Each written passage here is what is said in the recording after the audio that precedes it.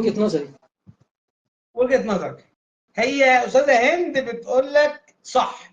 هل الصح ده تأييدا للاستاذ محمد صلاح ولا تأييدا ليا؟ وليكن خلينا نتفق ان كل واحد مع رؤيته. استاذ عبد الرحمن، كلام حضرتك محترم، وده هو المطلوب من اي مرشح، احتواء الناس والسماع لهم. تمام؟ طيب هو بيسأل يقول ايه يا حفني؟ هو بيقول لك كلام حضرتك كلام محترم، وده هو المطلوب من اي مرشح، احتواء الناس والسماع لهم. بص يعني انا عايز اقول لك على حاجه، يعني احنا بننزل زي ما استاذه هند بتقول وزي ما حضرتك بتقول وزي ما استاذ عبد الرحمن بيقول، احنا بننزل نخدم. انا عايز اقول لك يعني انا ساعات بتهاجم وبتهاجم من ناس سوري، يعني هو ما عملش حاجه بس بيجي يهاجمك لمجرد الهجوم، اللي هو لا ما في عارف، اللي هو يقول لك فاكر كان في فيلم يجي يقول لك ما حدش هيتعلم هنا، كلنا هنبقوا كده. لا يا حبيبي، لا احنا نازلين نطور ونفهم الناس، لا ما فيش حد هيتعلم. الناظر ده. ايوه الله ينور عليك، هو كده، هو مش عايز مش عايز يبقى فيه تنميه. دي ناس بتقابلنا كتير على فكره. فدي بقى يا اما انت بتحاول تحتويها على قد ما تقدر، يا اما بتحاول تتجنبها وتكمل طريقك. اما بالنسبه للناس، لا الناس في العموم، لا الناس بتبقى قابله. انت فاكر الاكونت اللي انا كنت لسه بحكي لك عليه؟ كان في مره دخل هاجم اللي هي بتاعت الصفحه بتاعت السياحه والمصايف، فالادمن غلط غلطه، ودكتور محمد بصراحه حد فير قوي يعني، لما دخل ازاي تسمحوا لنفسكم تصوروا وتعملوا اهالينا وبتاع، فانا اخدت السكرين وبعته للدكتور محمد، يا دكتور محمد استوعب الكلام ده. فالراجل على طول كلم الادمن واترفعت فلما رديت عليه تمام، قال لي اصلا مش من حقهم يصوروا. يا عم انت كان عندك مشكله واتحلت لك، قول شكرا. ثقافه الاعتذار مش موجوده. هو زي ما انت بتقول يا مستر محمد، هو عايز يهاجم طول الخط. بص انا عايز برضو عشان النقطه دي مهمه جدا يا حفني. انا دايما في الاول خالص، يعني اول ما ابتديت اسست الجمعيه واشتغلت، كنت دايما بطلع في لقاءات وفي اي مكان بقول يا جماعه لو سمحتوا بعد اذنكم، لو شفتوا اي حد بيحاول يعمل عمل تطوعي او عمل خير، حاولوا تساعدوه. ما عرفتوش تساعدوه، سيبوه في حاله، مالكش دعوه بقى هو بيعمل كده عشان ايه، الله اعلم بالنوايا. بس احنا يعني احنا بنتمنى اي حد ينزل يعمل عمل تطوعي يساعد الناس. في بقى فئه من الناس كده، يعني ربنا يكفينا ويكفيك شرهم يا رب، دي قاعده بس لمجرد ان هو شاف محمد او هند او احمد نازل يخدم الناس، فبينزل يضيق عليه، ينزل بقى سوري يعني يخلق له مشاكل، يحاول يعكر صفو حياته، يتدخل في حياته الشخصيه، المهم ان هو يعمل اي حاجه ان هو يبعده عن الحياه دي. ففي ناس كتير قوي يعني بتخاف على نفسها وبتخاف على أهلها وبتخاف على سمعتهم وبتبدأ تنسحب، فبيفضل الكوادر السيئة بس هي اللي طافية على الوش وهي اللي ظاهرة. فعشان كده تلاقي ان اغلب الناس تيجي تقول لك لا والله انا مش تبع المجتمع المدني. حبيبي هو ماله المجتمع المدني؟ كلنا في المجتمع المدني، شئت ام ابيت كلنا في المجتمع المدني، سواء انت سياسي، سواء انت في جمعيه، سواء انت نازل اي عمل تطوعي بيندرج تحت المجتمع المدني. فالعيب مش في المسمى، العيب في ان في ناس كتير، وطبعا انا مش بلومهم يعني، بس في ناس يعني خلاص، هي في سيده فاضله نازله بتخدم، فتم اتهامها وتم تشويهها والكلام ده كله عشان هي بني ادمه نشيطه وعندها فكر وصاحبه ايديولوجيه واستراتيجيه وعايزه تعمل في شغل معين، وهتبدا تبان فهتبدا تغطي على ناس تانية. هو فكره كده ان هي هتبدا تغطي عليه، فيبدا يشوهها ويبدا يرميها بكلام ما فيهوش اي صحه، فبتبدا هي تنسحب، هي او هو بيبداوا ينسحبوا ويسيبوا الساحه. فاللي بيفضل زي ما قلت لك، اللي بيطفو هو السيء، اللي هو بيعرف يتكلم وفاضي ما وروش حاجه وبيفضل ظاهر في كل حاجه وبيتصور في كل حاجه. زي ما استاذ هند قالت لك، وبياخد اللقطات في كل حته مع انه هو ما بيعملش حاجه، هو بس بيروح في الحته الفلانيه ياخد اللقطه ويرفعها وبصوا يا جماعه احنا عملنا ايه، وهو اصلا ما بيعملش حاجه. فدي كارثه يعني. لا ده هي كومنت تاني اقوى، بتقول لك طبعا بص انا عندي فكره راسخه ان السياسه عامله زي شبه الحربايه، بتتلون حسب البيئه اللي انت نازلها. تمام؟ مش هتنزل تقعد وسط معلمين او سواقين وانت رابط الجرافطه وتتكلم انجلش وملوح، ومش هتروح تقعد وسط مثقفين وانت مش بسياسي قاعد قاعده المعلمين. استاذ عبد الرحمن انا متفق معاكي جدا، برافو والله، والله يا هند برافو. استاذ عبد الرحمن، في احزاب بتقول لك احنا مش جمعيه خيريه، احنا حزب سياسي مش خدمي. ده وجهه نظر حزب الوفد. حزب الوفد كده فعلا يقول لك انا حزب سياسي مش خدمي. تمام؟ استاذه اماني مهران بتقول لحضرتك اختيار موفق بجد الاستاذ الاخلاق المتواضع والجدعنه والقيم الانسانيه والاخلاقيه، تحياتي للاستاذ محمد صلاح. اشكرك جدا. استاذه هند بتقول لك دول فاضيين يا محمد، الفضا وحش، كان الله في عمرهم. حي والله صدقني. حصل، وعبد الرحمن بيقول لك حصل وبيحصل يا استاذ محمد. الله ينور عليك. استاذه اماني بتقول لك الله ينور عليك، تسلم لسانك بجد، للاسف شفنا كتير كرهونا في العمل السياسي والخدمي. تمام؟ واماني بتردك، استاذه اماني بتقول لك فعلا عندك حق والله، حصل معايا كتير. بص تطلع استاذ على احمد، الوجع. هسألك سؤال بمنتهى الامانه. اصل بص، ما فيش حد نزل بص ما فيش حد نزل المجتمع الخدمي او العمل التطوعي الا لما اصابه ما اصابه. ما فيش حد، حتى انا شخصيا، اي حد، اي شخصيه نزلت العمل بتتصاب. في بقى اللي هو ربنا بيقدره وبيكمل، بس يعني برضو يعني مش بقلل منها ولا حاجه والله، بس الراجل ممكن يتغاضى في شويه حاجات، اما الست فلا، فعندها اولاد وعندها بيتها وعندها حياتها. فلا، انا ممكن اقول لك انت مش بتقول عليا كده، هتجاهلك تماما. فاكر برضو كان ليا واحد صاحبي هو ايه حكايه ده حبيبي، صاحبك؟ جه كلمني قبل كده في موضوع، والله مش بس جه كلمني في موضوع، قلت له تتجاهله تماما، لان انت لو رديت عليه فانت بتدي له اهميه، وهو ده اللي هو عايزه، هو شخص فاضي. تمام؟ فانا ممكن اتجاهل. قصدك عليا؟ فاكر انا الحوار ده. انا وانت وفي ناس كتير زينا ممكن نتجاهل، اما لو في سيده فاضله محترمه وخايفه على نفسها وخايفه على بيتها وعلى حياتها، هتقول لك لا، هو انا جاي عليا بايه العمل التطوعي، فانا لا اقعد في بيتي احسن. فخلي بالك الموضوع ده يا احمد خسرنا كوادر كتير جدا محترمه واصحاب فكر وحاجه ممتازه جدا، برضو تاني ما نقدرش نلومهم، لان دي حياتهم ومستقبلهم يعني عيشتهم، فما نقدرش نلومهم، نقول لهم لا ضحوا عشان تنزلوا تخدموا الناس. أستاذة ميس ياسو بتقول لك كلام حضرتك صحيح مليون في المية. أستاذة أماني بتقول لك فعلا عندك حق، فاهمة قصدك. طيب، إحنا علشان طلعنا من التراك كتير، تمام؟ قول، كنت هتقول إيه؟ اتفضل. طيب. إزاي ممكن الأحزاب تستفيد من الطاقة والأفكار الجديدة اللي بيقدمها الشباب؟ افتح دراعك للشباب يا احمد، بس افتح دراعك للشباب، حاول تحتوي الشباب، حاول تعمل لهم برامج تأهيل سياسي، توعية سياسية، حاول تعرفهم، حاول توريهم نماذج صحيحة. ما تحطش في واجهة الحزب شخصية قيادية فاشلة وتيجي تدعيني ان انا اخش الحزب. مش هخش، ما انت حاطط لي واحد سلبي، واحد ما بيعرفش يتكلم، واحد ما عملش ندوات، ما عملش شغل، وجاي تقول لي تعالى اتفضل في الحزب. اتفضل فين؟ ما انت اصلا ولا عندك رؤية، ولا عندك هدف، ولا عندك ايديولوجية لاي حاجة، ولا شايف رؤية، فانا هخش اعمل ايه؟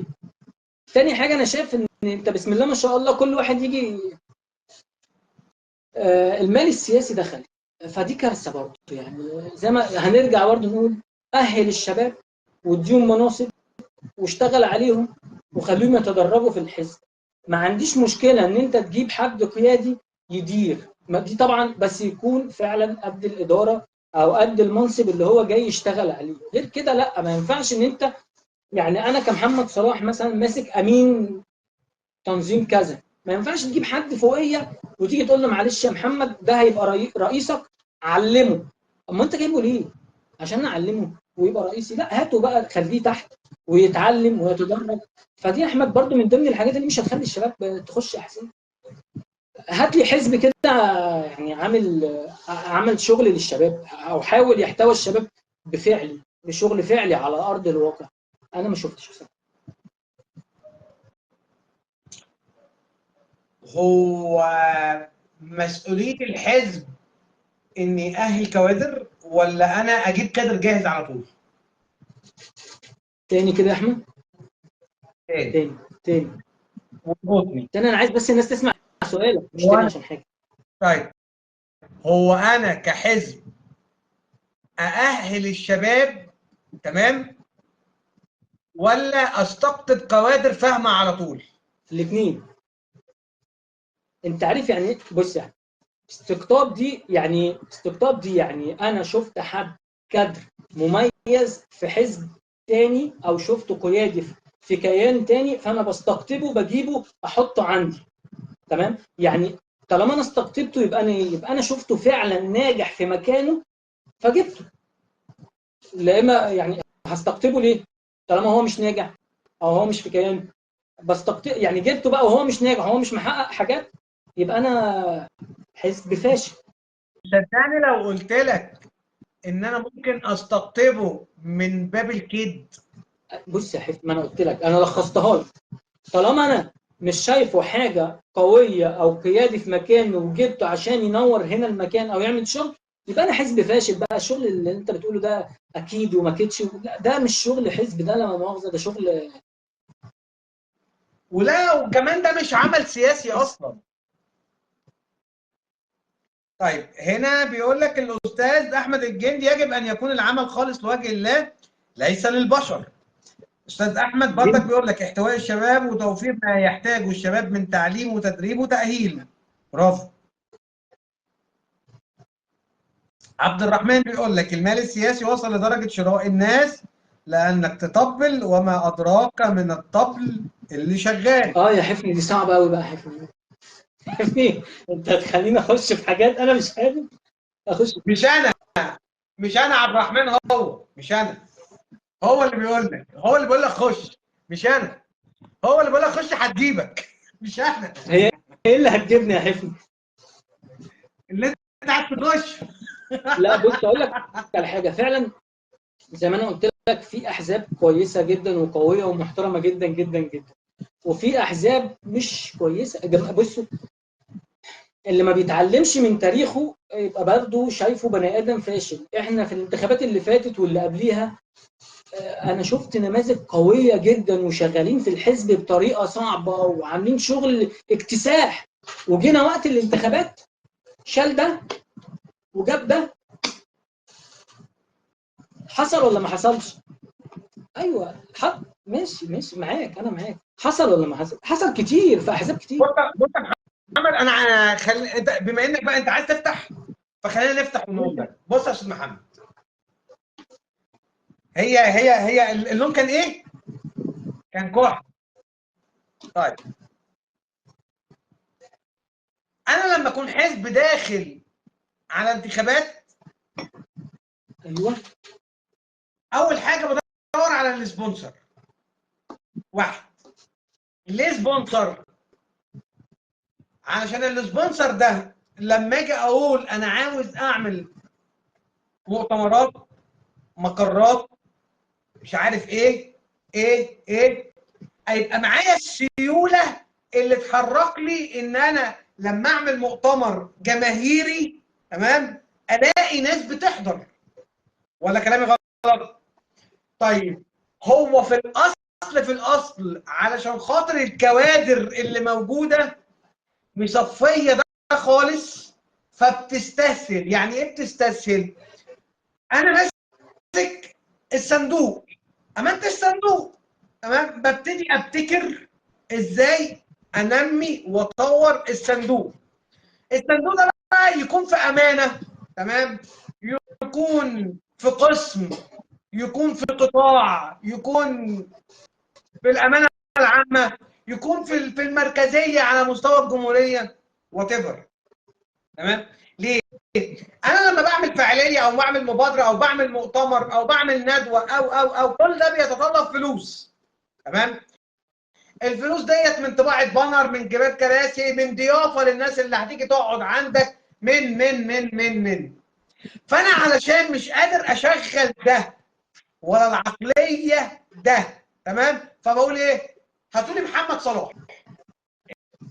ايه؟ هاتوه بس. يا محمد، نعم، انت هتاخد البوزيشن الفلاني، بس لما نقول لك في مؤتمر فيه وفيه وفيه، حاضر. خلصت الحكايه. إيه بص، انت جيت قلت ايه؟ انا عشان اعمل، فبعمل حاجات عشان اقدر اجيب منها فلوس اصرف على الحزب، صح؟ طيب انا عشان شخص، سوري في اللفظ، عقيم فكريا، مش انت قلت كده؟ عشان انا عقيم فكريا ومش عارف اطور، فببدا اجيب حد معاه فلوس اقول له انت هتاخد المنصب اللي انت عايزه بس اصرف، صح كده؟ هنرجع تاني، هو عشان عقيم معنى كده ان هو فاشل، ان هو نقى كوادر فاشله تمسك المناصب بتاعه الصندوق او ايا كان بقى المناصب اللي هي بتطور، بناء عليه هو فشل، فعشان فشل فراح استقطب او جاب حد سبونسر قوي عشان يصرف ويتحكم فيه. بص يا احمد، انا عايز اقول لك على حاجه، في احزاب برضو محترمه جايبه سبونسر وجايبه ناس بتصرف وجايبه ناس بتمول، بس الناس دي انت بص، انت ليك الاطار الفلاني ده اخرك، اكتر من كده ما تتحكمش، مالكش. انا شايف ان ده حزب مميز، ده حزب شاطر، لان احنا اتفقنا ان اي حزب محتاج مصاريف، ماشي. انت جبت سبونسر، اديله اطار كده معين ما يخرجش بره عنه، ما يتدخلش في حاجات معينه، ده انا اسميه حزب ناجح. انما انا اجي واحد شغال عندي في الحزب او في العمل التطوعي الحزب السياسي بقاله معايا 5 سنين 6 سنين ايا كان الفتره، وعامل شغل كويس جدا وممتاز جدا، واجي في الاخر اقول له لا معلش انت اطلع بره عشان انا هجيب واحد معاه فلوس يخش، يبقى انت كده بتعمل عمليه احباط للكوادر الشباب ان هي تخش. انا هخش اشتغل ليه؟ ما انا بعد كده انا شفت ان الحزب ده والحزب ده والحزب ده عمل كده، شال الكوادر الممتازه صاحبه الفكر اللي هي اخذت ارضيه واخذت شعبيه والكلام ده كله، واشتغلت شغل محترم زي ما استاذه هند قالت لك، اللي بيشتغل بيبان والناس بتحبه والناس بتعرفه، انت جيت شلته عشان تحط واحد معاه فلوس، فانا ده شايف ان ده فشل، وده بكلامك برضه يعني. فعلا، فعلا. طيب، طب انا اسالك سؤال يا حفني معلش، هو انا لو انا محمد ومسكت احمد حفني صندوق، تمام، ومسكتك فيه 300 جنيه، وجيت بعد سنه انت هتسلموني 300؟ لا. هتعمل ايه؟ هتعمل نشاطات وتسلموا لي اكتر واكتر، وحتى لو سلمتوا لي 300 زي ما هم، هتكون عملت مبادرات وعملت شغل وعملت حاجات كتير صرفت بيها من تنميه الصندوق، صرفت على الصندوق، صح؟ انا فتحت لك السكه. هقول لك معلومه لاول مره حصري. انا شرفت بتكليف في عمل لدائره امانه منتزه ثالث حزب حماة الوطن، تمام؟ وانشات التشكيلات النوعيه بتاعتها كلها، وسكنت الامانات النوعيه، واشتغلت مع امين الصندوق، تمام؟ وجبته وقعدت معاه وقلت له، مسكت ورقه وقلم وقلت له معاك 48 ساعه، خطط اي حاجه هاتها لي متشخبطه، تمام؟ فجاب لي شويه حاجات متشخبطه، فخدتها وخدته تاني معاها وحطيته مع هيئه مكتبي. انا كانت معايا هيئه مكتب بسم الله ما شاء الله، بسم الله ما شاء الله يا محمد، تسد عين الشمس. ده صاحي، مش نايمين.